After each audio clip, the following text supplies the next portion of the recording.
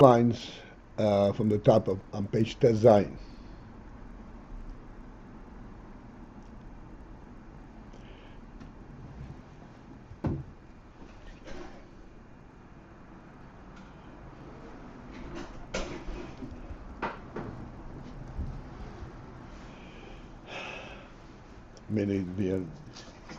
The immediate quote that we're explaining is Ein Arech L'cho. Ein Arech L'cho means there is nothing to approximate in relation to you. And they've explained that this is in contrast to Ilu Ve'olu. Everything comes from Hashem. And yet there's a difference. Ayin Sof creates something totally novel that does not have any source in the Ayin Sof itself.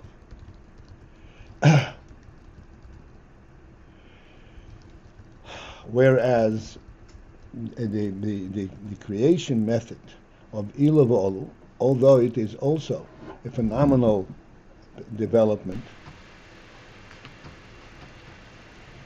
like from sechel into midas, machshava, libera, maisa, these are tremendous gaps, tremendous transitions.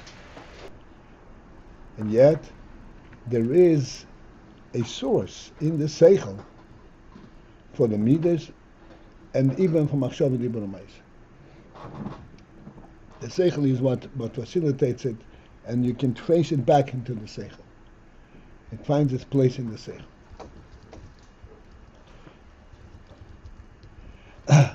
The simplistic illustration of this concept is what's brought down from Tanya: 1 against 1,000.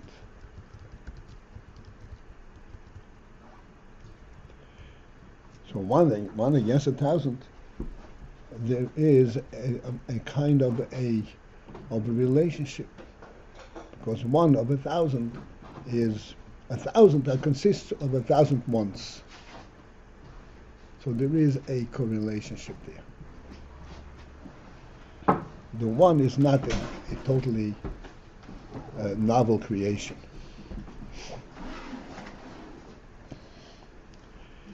In Mitzvah Hashem, we'll have a further chance. We already discussed a little bit this 1,001. Further to understand the real depth of that illustration. This seems to be, as I said, very simplistic. The 1 and the 1,000 don't seem to have any kind of relationship. Each one is a separate entity. How is the 1,000 the cause for 1? The Gashmis, you would not say that it's a cause.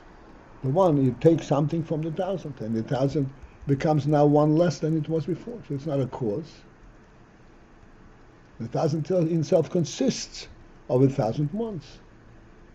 But there is a much deeper meaning to this. But where there is an element of cause and effect. But again, we'll have another chance for this. So right now, the motion of 1 and 1,000 is sufficient to give us an idea of the union of erech. Erech means proximity, a relationship, not the principle of Ilu Ve'olu. Ilu Ve'olu is a much deeper union.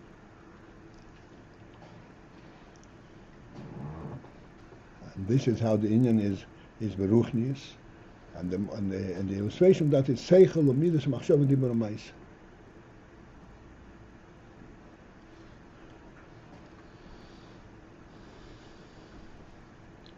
And that is that you can trace back the maisa and find it in the sechel. Find the cause for the maisa in the sechel. Even though sechel is in a different world than maisa.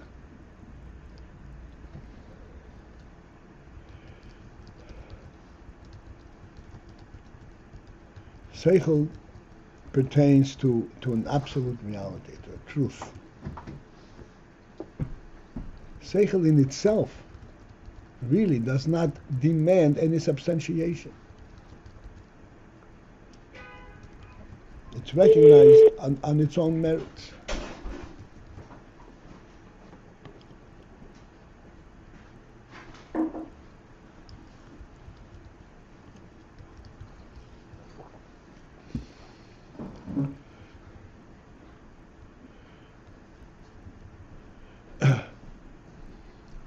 Let me take this a step further, just for a moment, to understand the significance of this.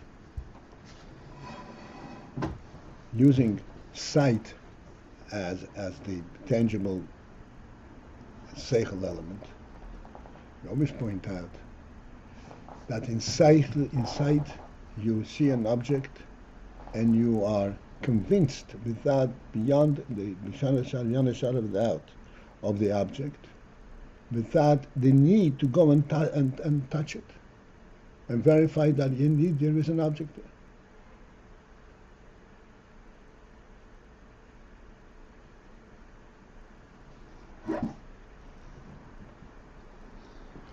To the extent that sight is more convincing than touch itself. Touch is a subjective conviction. Sight gives you an objective reality.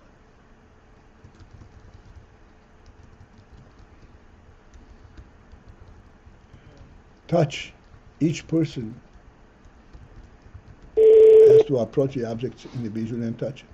In sight, everybody can see it at the same time, because you're looking at it from a different level, from an absolute level.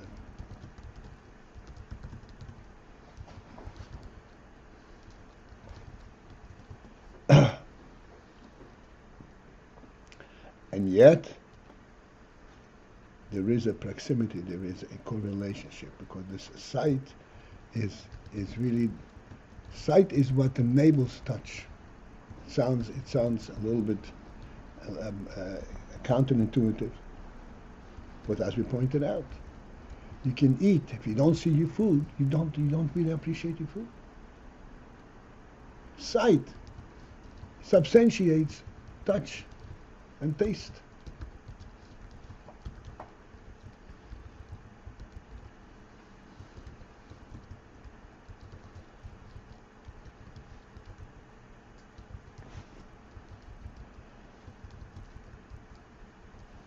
There's a Gemara that says, I think it was Rava that said a halacha, and someone questioned him on the halacha, and he said, yes, indeed, I was mistaken, and the reason I was mistaken is because I was not in a position to delve into this in the fullest depth. Why was I not in position to do that? Because I have not yet tasted the taste of meat. It doesn't say, I ate meat, tasted meat. This is like the sight of meat, the sechel element.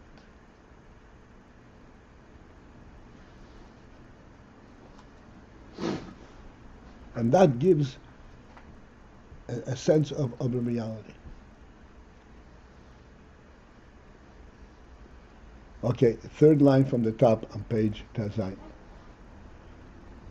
So, yes. Are we going to go into Chayas Hamachshava B'diva? No, I'm not going there. It's too much.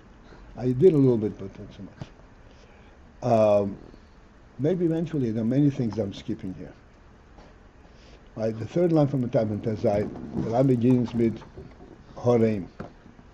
Shehei naran, these three madreges of sechel, and midas, and machshava d'Beis is naran, actually correspond to nefesh, ruach, and neshama. Neshama is the inyan ha-sechel. Ruach is the inyan of midas. Nefesh is the inyan of machshava d'Beis.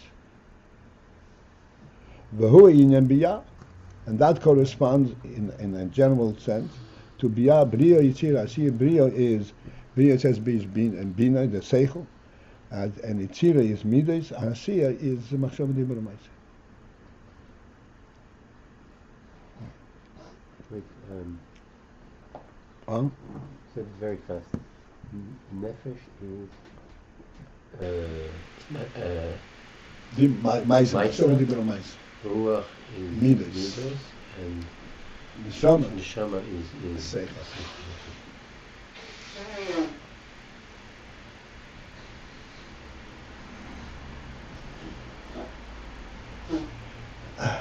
V'chein Atzilus.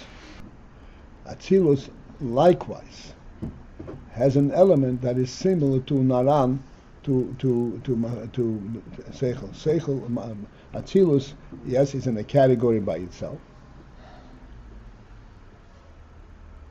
In a very, very brief statement, Atzilus is the madrig of Chochmah. Bria is already in Bina. And the Chochmah is in Atzilus.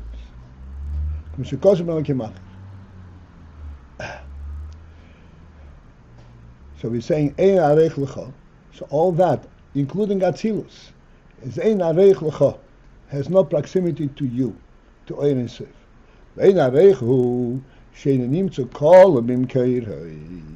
The principle in Arech is that you cannot find this element Bim Keirei in the source.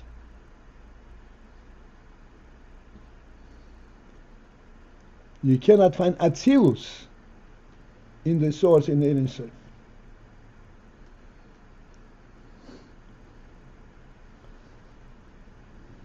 I want to give us a little. It's an extremely rich Indian, and this touches on Amunah. We point out all the time. If you see a man in the gutter, and you try to wake him up and say, "Come, I'll give you a normal accommodations," and he says, "Leave me alone. I'm happy here." And we all recognize that he is not really happy. He's lying. How do we recognize that?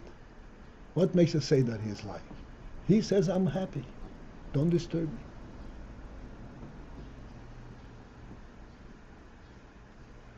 In his sechel, he is happy right there. There's an element of certain reality in this person. There's a neshama in this person that you know is unhappy in this state. He's not even conscious of it.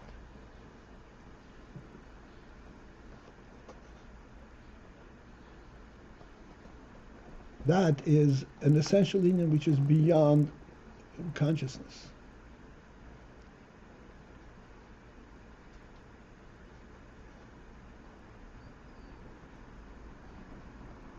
This is a godly creation, a human being.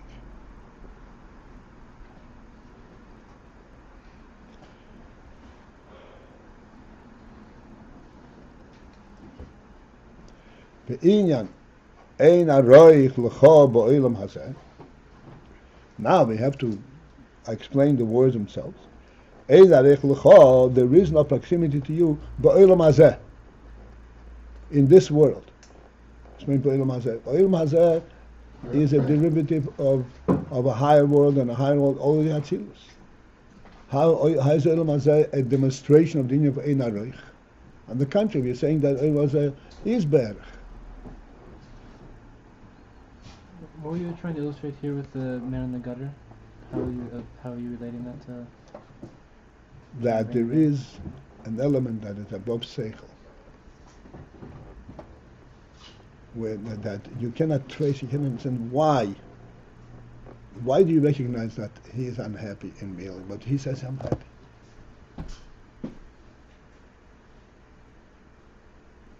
He's perfectly comfortable.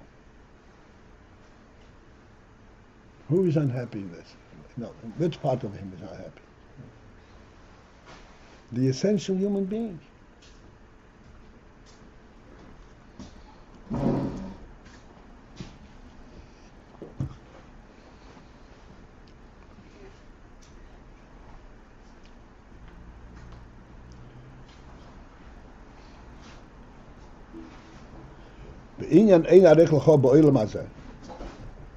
Coming back to the original quote, explaining the notion in the davening, that they say, Ein arech l'cho ba'olam hazeh. What's meant ba'olam hazeh, as they said, olam hazeh is not ein arech. Ein arech is comes in the form of, in the process, through the process of ilah v'ol.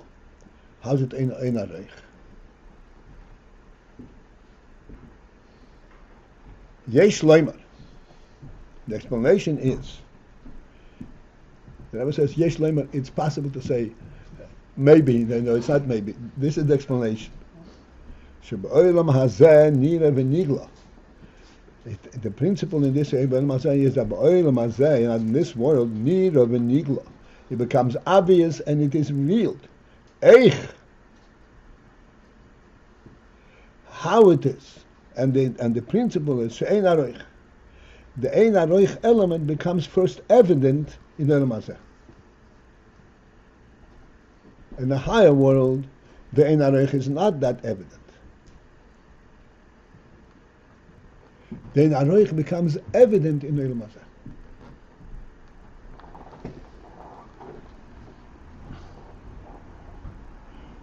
Why is that so?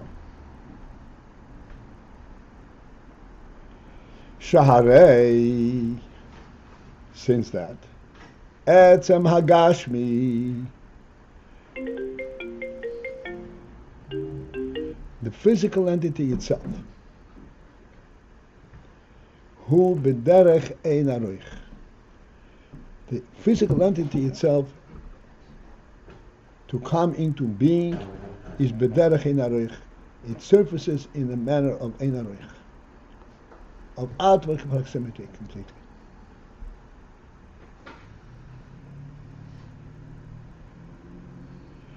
Sheyefsher liyois his havos agashmi, which means that it is not possible that the coming forth of Gashmi should be b'derech erech, in a gradual manner.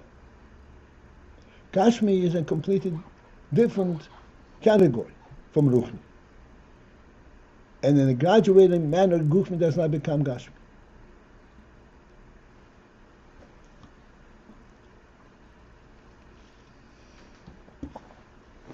The kasher ono roim, dover Gashmi. Thus, when we observe a physical entity, behechrech loimar, that convinces that first it has to recognize she's havu sehu may Ayin, that it's coming forth from Ayin b'bchinas ein aroich, in that manner of ein aroich.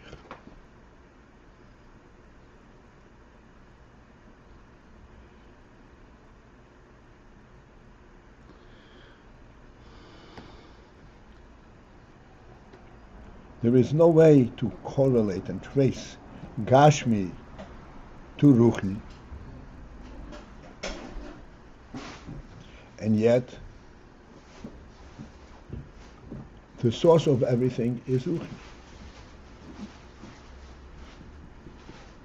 How does Gashmi come about? It comes about in the manner of Yesh Me'ayin, of Ein Aroich.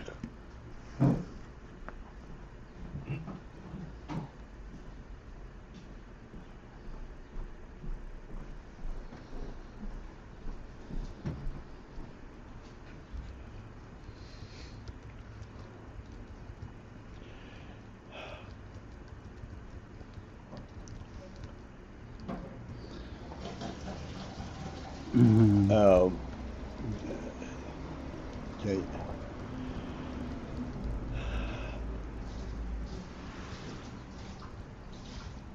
The way the Rebbe is presenting is speaking to, so to speak, to our insight and to our sechel. This is not an approach as a developmental approach. In other words, only because we have sechel can we understand these words. Which was that the world is yesh ma'ayin? Yes, the Gashmi is b'derech in arich al-maruch.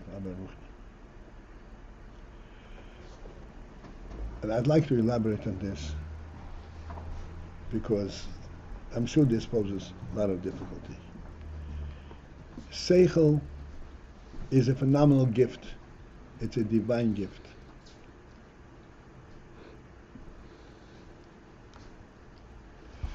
No matter how much we will argue logically, how Gashmi and Ruchni are a vast distance, and one cannot come from the other, this will not show us that the Gashmi comes from the Ruchni. On the contrary, what happens in the world, when you see Gashmi and you cannot trace it back to Ruchni, what happens? You say the opposite is true. Gashmi preceded Ruchni.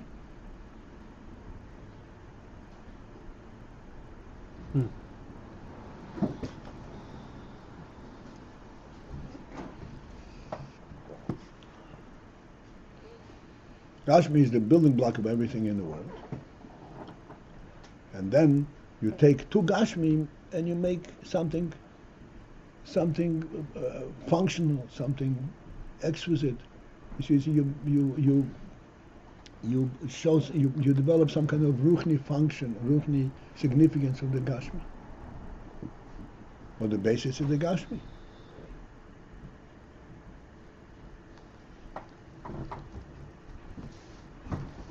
So if we approach this is exactly what's happening in the world.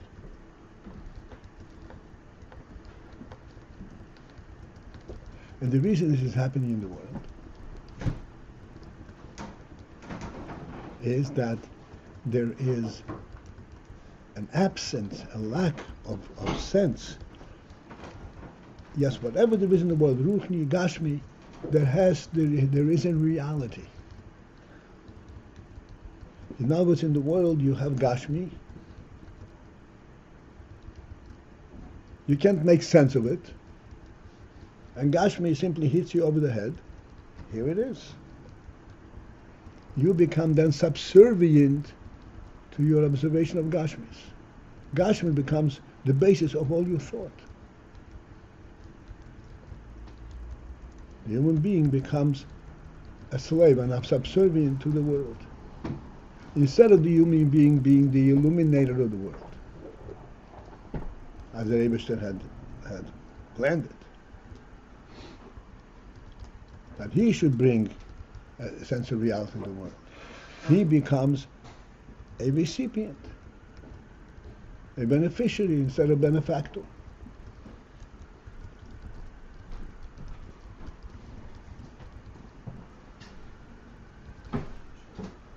Because Gashmis is so overwhelming. A logical sechel cannot break down the Gashmi.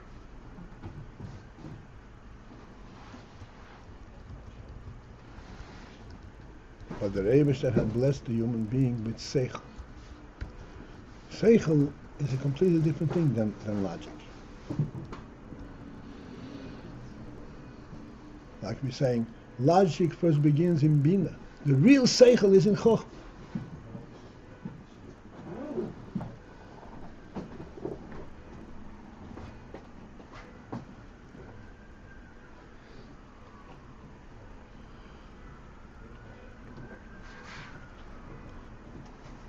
And that real sechel has a completely different view and different approach to existence. It does not need the world to convince him that there is something there.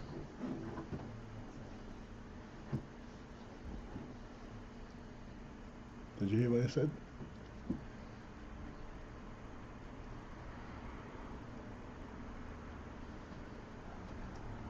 The knowledge of reality in Chochmah is superior to the knowledge of reality that you get by touch of the Gashmi and the Gashmi. You can't break down the Gashmi. It's so real. Chochmah is a step above that.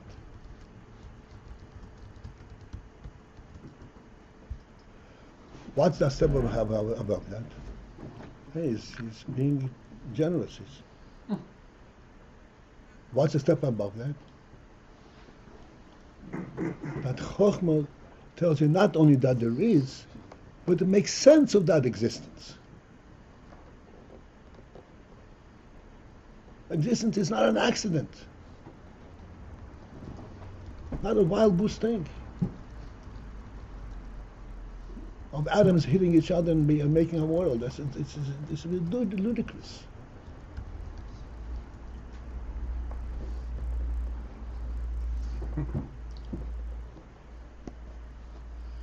Chokhmah, I spoke too fast. Chokhmah has a completely different insight. Chokhmah says, I know reality before you showed me the Gashmi. How do I know it? There's a Motzei Rishon. There's a first being. This first being is more real than the Gashmi. The Gashmi came into being. The Motzei Rishon did not come into being. It cannot not be. It's a completely different existence. Completely different presence.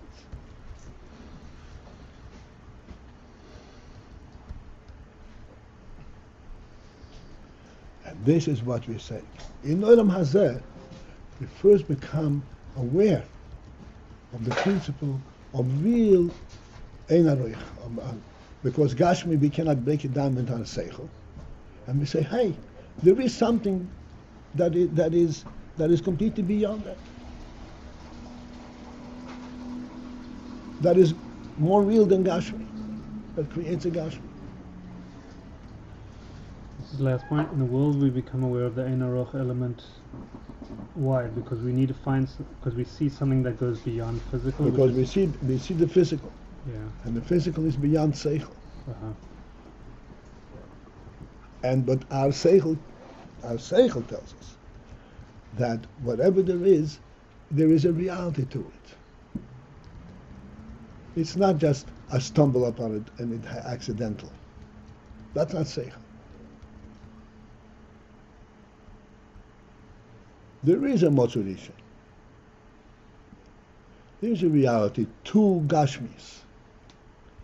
And that you get because the Gashmis is telling you that, or because it activates your inner sense of where we are? It activates an outside. Gashmi, it triggers, wakes up our seichel.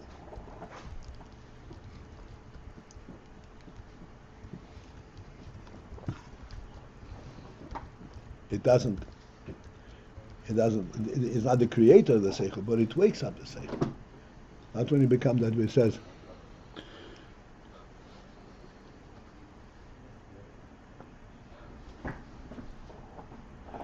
באילם הזה דווקא נובין איך שהאילם הישראל גם כן ערך. באילם הזה נראה ונגלה. I'm 5 lines from the end. באילם הזה נראה ונגלה, this is where it becomes obvious. איך שאין ערך. ואין ערך. Can you translate that? Olam Hazeh becomes obvious. Nira V'Nigla becomes obvious and revealed. The Ayin Areich element. That the creator is not in proximity to the created. Because we have a Dova Gashmi that cannot be traced to any Ruchni, and yet it's there. Because the creator force that creates it is beyond understanding, beyond the ruchnius.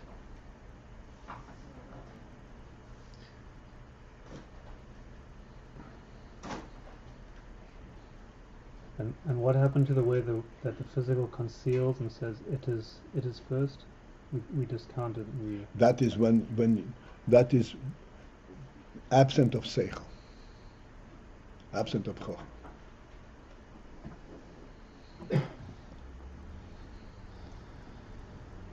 So what is a person seeing in the Olam Hazeh with his chokhmah that enables him to make this in aroich?